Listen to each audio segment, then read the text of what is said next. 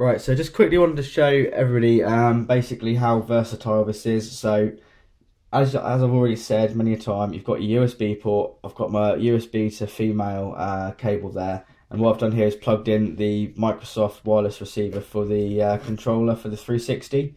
If you buy this as a Windows controller, you usually get this in the pack together kind of thing, but you can get kind of like a cheap knockoff online for about £4 or £5, whatever that translates into dollars, I don't know.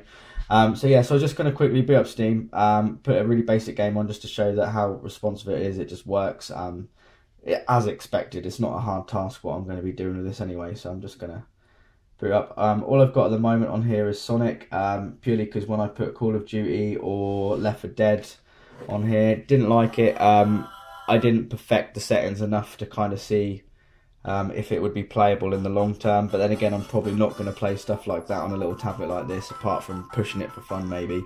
But yeah, so yeah, the controllers link absolutely fine. The drivers install by themselves. Windows 8 is really good at finding drivers for stuff just in its own storage. It's got support for, and I'm sure Microsoft said millions of drivers in there or something like that. But yeah, so yeah, it's what I would say this little tablet's going to be great for is if you're going away and you want to take an army of kind of like classic games in forms of a emulator.